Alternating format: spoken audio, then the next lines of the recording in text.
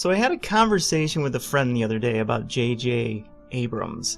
I was arguing that The Force Awakens was a lazy, rushed semblance of a story that did not involve any semblance of thought to come up with.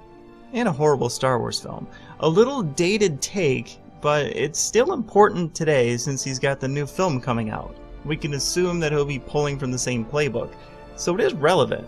My friend, who shall remain nameless, did not agree with my take on Abrams. In fact, my friend, Jason, thought The Force Awakens was a great reintroduction to Star Wars and a good story. He likes what Disney's done with the place. Though I tried, logic was not getting me anywhere, so I took a different approach. He is much more a fan of the Harry Potter franchise than he is of Star Wars. He's still a fan, he's just not nearly as into it as he is Harry Potter. He might even cosplay, I wouldn't doubt it. So I thought that I'd spin things around into a language that he could truly understand and truly resonate with. And the more I thought about it, the more interesting it kinda was. Well, at least to me. So I told him this. Imagine if J.K. Rowling sold the Harry Potter franchise to Disney. It would seem like a great fit. Disney likes to entertain children, so this would be right in their wheelhouse. So they announced that there will be a new trilogy coming out. It'll take place sometime after the Deathly Hallows. And rejoice, Gryffindors, the big three will be back. Daniel, Emma, Rupert, all reprising their roles as Harry, Hermione, and Ron. All of them are signed. All of them will be in this film. At least in the first one. Then imagine the announcement that JJ Abrams would be directing and writing episode 8 of Harry Potter. Rowling did give him stories for the trilogy, but he's just going to do his own thing instead. At this point, my friend stopped me right there, and he said, whoa, I thought that Disney was just going to buy and Abrams was just going to direct. And I said, oh, no, he's writing, my friend. He's going to be writing. And my friend he just didn't seem pleased.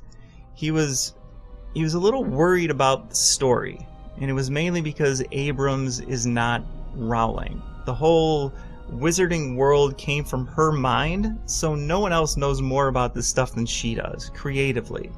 That would be his concern, and that concern sounded fair to me. We've seen this with something else recently, Game of Thrones, which was a really great series from Benioff and Weiss, at least until they ran out of source material and they had to start trying to write their own Game of Thrones. And, well, that resulted in a noticeable decline, and every facet of the show seemed to suffer because of it, to subjective degrees. But back to my hypothetical. Harry Potter, episode 8, finally comes out, and let's set the stage here.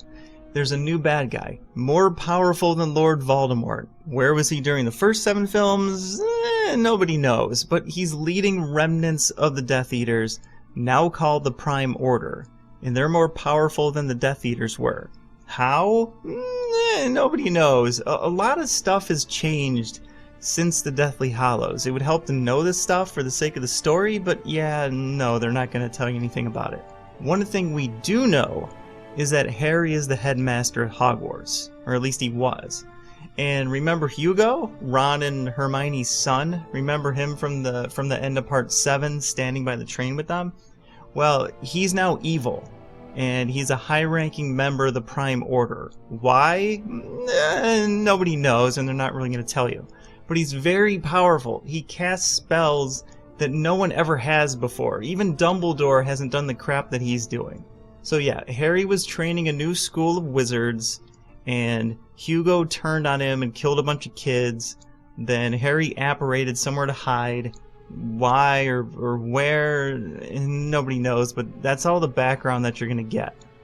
So the movie starts with the Prime Order looking for a new Marauders map to Harry. Who made the map or why it even exists? Nobody. In case you haven't picked up on the trend yet, they're just going to make up a whole bunch of crap with no rhyme or reason to it. And with no logical progression from the last film. Anyway, there's a small faction who opposes the Prime Order. They're called the Defiants, and they're led by Hermione, and they're also trying to find Harry. Now, why it's them and it's not the professors and wizards at Hogwarts who are opposing the Prime Order, well, that's nobody knows, and they're not going to tell you that either. There's also a new chosen one. We'll say that her name is Kay, the girl who Mary sues. Kay has a fantastic story arc. She was a homeless muggle who lived by herself in a garbage can. At 19, she gets caught up in stuff and finds herself at Hogwarts and suddenly realizes that she could do magic. Then, within 6 days, without taking any classes at all, without learning any spells at all, without getting any instruction from anyone at all, she ends up out-dueling Hugo in a wand fight. It is absolutely incredible. Hugo's been studying magic his whole life, and again, is previously shown to be like the most powerful wizard we've ever seen, and she beats him. Yeah, it's fascinating. With no lessons at all. Oh, there's more with Kay. With no lessons at all, she also wins the Tri-Wizards Cup, the Inter-House Quidditch Cup, the Quidditch World Cup, the Potions Championship, and the House Cup, all by herself. They rushed through all that, but she's an absolute marvel. Her Patronus is Kathleen Kennedy. Ridiculous! Also a defector from the Prime Order, we'll call him Flynn. He's not even a wizard, but he could pick up a wand and cast spells too. So muggles can do magic now in Abrams' Harry Potter, because it would be delightful if everyone could do magic. Everyone is inclusion, everyone is special, which means no one is special. But the bright side is that you can have more extravagant set pieces. As for the big three, well, Ron's back to being a cowardly klutz who eats a lot of junk food, and he and Hermione are divorced. Actually, their first scene together, he's like, "Bloody hell, you changed your hair." And she's like, "Same dress robes." So it's kind of awkward. Oh, and Hugo actually kills Ron for some reason, so there's that too. Harry is actually in the film. I mean, everyone's going to see him, and we do see him, but only at the very end when Kay flies around and finds him. She just kind of took Ron's broom for her own for whatever reason, and she could fly it better than he ever could, even though she's never flown a broom before.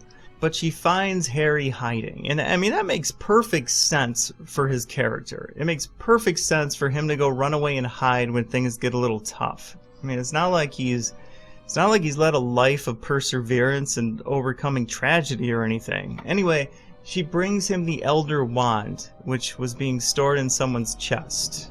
It was found and repaired, by the way. How? No, but actually that's a pretty good question for another time. Not right now, though. But yeah, that's how it ends. That's how it ends. Just holding the wand out for him, and Harry's just looking at her and looking at it, and I don't know. Rumor has it that he's just going to throw it away again. So yeah, the big three never appear together. Yeah, Hermione's barely in it. Subverting Now there's some confusing things going on throughout this film because there was no thought put into it, but none of it is going to be fleshed out in story. There won't be any character development or world building or anything like that. Things just kind of happen. A lot of it, but well, pretty much all of it by coincidence. It's pretty much just a whole lot of fast-paced action from start to finish and lots of sitcom humor, just like every other Harry Potter film, because Abrams gets it. Oh, wait a minute. It's not like Harry Potter film at all. Anyway, there's tons of fan service in there to keep you distracted. Instead of thinking about what you're watching, you'll be thinking about what you used to watch, back when it was good. Every 10 minutes, nostalgia to the side of the face. So how would that Harry Potter film sound if it went down like that? Amazing? Amazingly stupid? So when you see it hung on to a different franchise, which maybe you're not as emotionally invested in, which maybe lets you see things a little more objectively, does the dumbness become a little more clear and obvious? Because that's exactly what he did with Star Wars. It's the same exact story and ideas when applied to the Harry Potter franchise. It's not to be praised, and it never was. It's to be called out and recognized for what it is, and that's the bastardization of Star Wars. But good luck with Episode 9, The Ruse of Skywalker. Clowns.